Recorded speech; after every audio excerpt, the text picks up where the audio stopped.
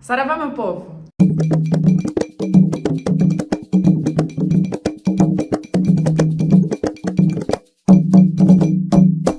Nossa, ela apareceu depois de 4 meses sem postar nada. Eu postei um vídeo ou outro aí de vídeo rápido, né? Mas eu vou hoje me explicar, que eu não precisaria me justificar, obviamente. Eu sei que tem muito seguidor aqui meu que sabe o que tá acontecendo na minha vida, porque me segue lá no Instagram, né? E lá eu conto, eu falo o que tá acontecendo. Mas eu vim aqui eu acho que é justo eu falar o que tá acontecendo. Meu pai faleceu tem um mês e 2 dias hoje que meu pai faleceu de câncer. Eu passei um período muito difícil nesses últimos 4 meses em relação a isso. E por isso que eu não tinha condição de vir gravar vídeo pra vocês. Eu até sentava aqui às vezes, ligava a câmera, mas simplesmente não conseguia falar, porque eu acho que eu sou muito sincera. Vocês sabem disso, esse canal aqui tem quase 10 anos já. Tem 8 anos, né, esse canal. Então, eu sou muito sincera. Tá sempre na minha cara estampado o que tá acontecendo. Eu não consigo simplesmente vestir uma Carol feliz e vir aqui gravar micos de terreiro para vocês. Eu não tinha condição. Meu pai teve câncer no pulmão. A gente descobriu em maio desse ano. Começou o tratamento e tudo mais, só que agravou em julho, que foi quando eu parei de gravar vídeo, né? E a gente tinha que dormir com ele no hospital, ele tava passando momentos bem difíceis e tal, e eu simplesmente não tinha condição, entendeu? E aí agora que ele fez a passagem dele há um mês, porque ele estava sofrendo muito, ele sofreu muito nesse câncer, era o terceiro câncer dele, ele já teve câncer na boca, já teve câncer no rim e curou, mas esse do pulmão realmente veio para levar ele embora. E ele sofreu muito, e a gente sofre junto quando a gente tá ali do lado da pessoa que a gente ama, vendo tudo aquilo, né? E então é isso que aconteceu, gente. Eu não tinha ânimo, eu não tinha, sabe, eu não tinha força pra vir aqui e gravar vídeo, eu não tinha, sabe, mesmo que fosse pra me distrair ou coisa parecida, não dava. Então eu preferi ficar esse tempo em reclusão, vivendo aqui a minha vida, uma coisa ou outra mostrando no Instagram, porque nem lá eu tava conseguindo, sabe, mostrar muita coisa. Agora que eu tô começando a sair de novo, que eu tô começando a me divertir, começando a entender que sim, eu tenho vida pela frente, eu tenho um monte de coisa, um monte de projeto, um monte de sonho, e que eu vou conquistar e eu vou correr atrás, sabe? Então, a minha vida deu uma parada nesses 4 meses, que eu quis cuidar do meu pai, eu quis estar do lado dele, foi uma escolha minha, do meu irmão, então a gente fez isso por ele, com amor, fizemos o que deu para fazer, né, dentro do que a gente podia fazer, demos muito amor e carinho para ele nesse final, e eu tenho certeza que agora ele está sendo bem cuidado, ele está sendo curado, ele está bem, eu sinto que ele está bem. Então, tá tudo bem, vai ficando tudo bem, né? Eu sei que eu ainda tenho um processo de cura também, porque o luto, ele é muito difícil, ele tem é um tempo que você passa ali se curando também dessa dor, que é uma dor que eu acho que vai durar pro resto da vida, porque quando você perde alguém que você ama, eu acho que você se acostuma, né? E passa a doer menos, talvez, ou eu perdi já a minha avó paterna, né? E os meus 2 avós quando eu era pequenininha, então são pessoas muito próximas. E recentemente também, ano passado, eu perdi meu tio, também por câncer. A gente vai perdendo as pessoas que a gente ama e vai convivendo com essa dor, com a lembrança, com a saudade. E aí eu sei que esse processo ainda vai levar um tempo para eu me acostumar. E então eu vim aqui hoje falar para vocês que eu tô bem, na medida do possível. Tem dias que não tá tudo bem, mas tem dias que tá tudo bem. Hoje é um dia mais ou menos, porque eu gravo domingo, né? os vídeos aqui pro canal. E domingo é um dia bem difícil agora, porque era os domingos que a gente ia visitar ele e depois visitar a minha mãe, né? E agora eu vou direto na casa da minha mãe. Fica um pouco difícil assim, sabe? Mas eu quero contar uma história sobre meu pai, que olha que engraçado. Num dos vídeos aqui do canal, eu explico que a minha mãe e o meu pai, quando eles namoravam, eles iam num terreiro aqui em Curitiba. Antes do meu irmão nascer, meu irmão mais velho, né? Antes de tudo, assim, eles iam num terreiro aqui em Curitiba. Meu pai era cambone. Ele cambonava as entidades desse terreiro e tal. Ficou lá por um tempo. Nunca incorporou, nunca nada. Só foi para aprender e sentir e ver tudo aquilo. Tanto que ele viu uma entidade provar que ela estava ali, do lado dele. Não para ele, mas para o consulente. Era uma entidade, um boiadeiro que tomava... Não sei se era boiadeiro ou preto velho, não me lembro agora que ele contou essa história. Que tomava chimarrão. E aí a pessoa que estava ali na frente duvidou e ele jogou água fervendo no braço da pessoa. E não fez nada, não fez nenhuma marca, a pessoa não sentiu nada. E a água estava fervendo, porque para tomar chimarrão você tem que ferver a água, né? Esquentar bem ela. E aí o meu pai ficou abismado com aquilo, nossa, né?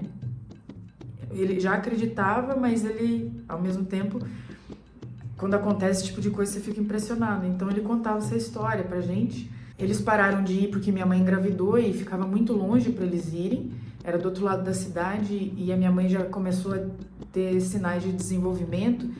E a entidade da tia Maria, que é a preta velha, chegou para ela e falou, ó, ou você vem e fica, ou você vai cuidar do teu filho. Daí minha mãe descobriu que estava grávida, nesse momento que ela, né? Ela meio que desconfiava, mas aí a preta velha confirmou. Então meu pai já conhecia a Umbanda antes da gente nascer e tal. E essa história morreu, assim, sabe? E nunca me esqueço também de uma outra história que ele contou. Ele sempre contava essa. O meu avô, pai da minha mãe, ele bebia e ele alucinava. Aí até que ponto era alucinação ou ele realmente estava vendo, daí eu não sei, né?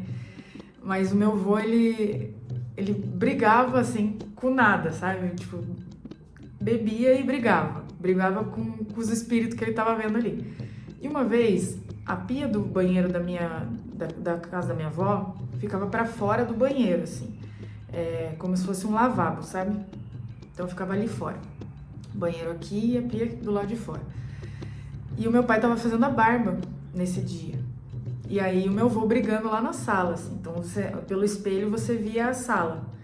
E meu avô dá-lhe xingar xingar de tudo quanto é nome aquilo que ele tava vendo ali. E meu pai rindo.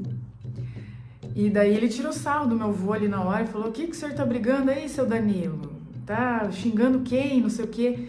E baixou assim pra lavar o rosto. No que ele levantou, ele viu um cara aqui com um cigarrinho, um chapéu de Panamá, tipo o seu Zé, sabe? Com bigodinho assim, um cigarrinho na boca.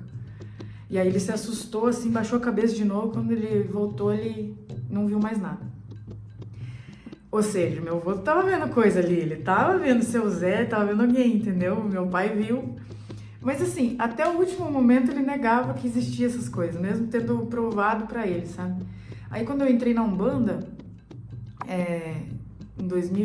eu comecei a frequentar a Umbanda em 2013.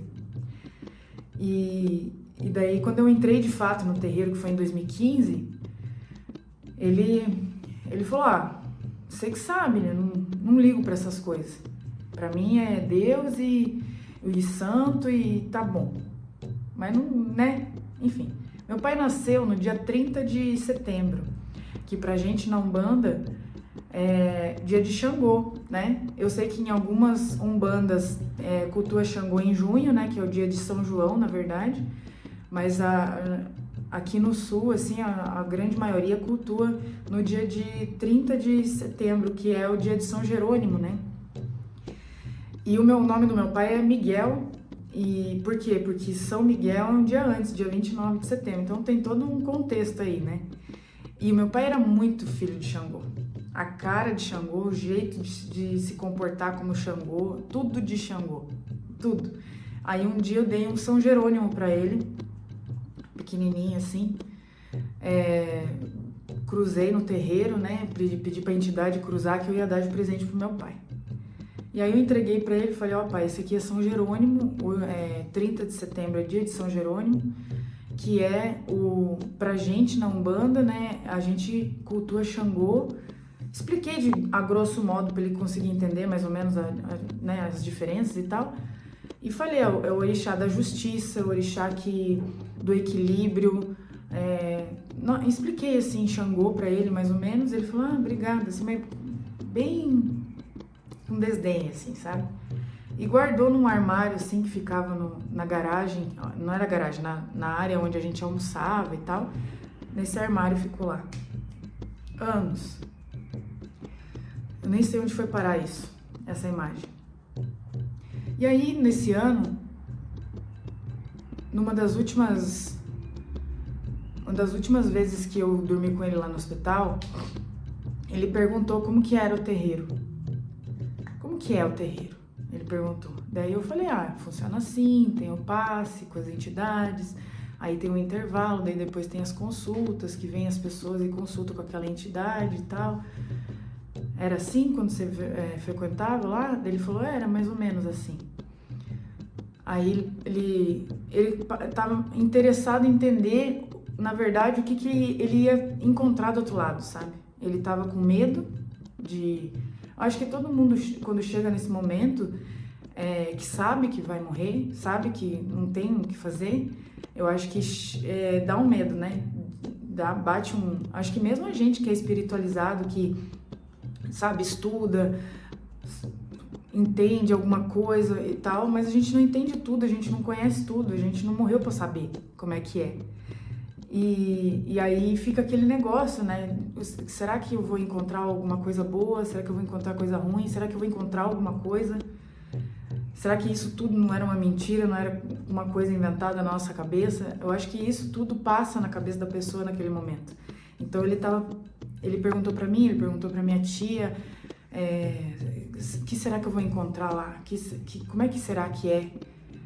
Sabe, essas coisas assim? E eu tentava acalmar, falava, não precisa ter medo, você tá sendo bem cuidado desde agora, vai ser bem cuidado lá, fique tranquilo. Até o último suspiro que eu tava do lado dele, eu e meu irmão, eu falei essas coisas pra ele, sabe?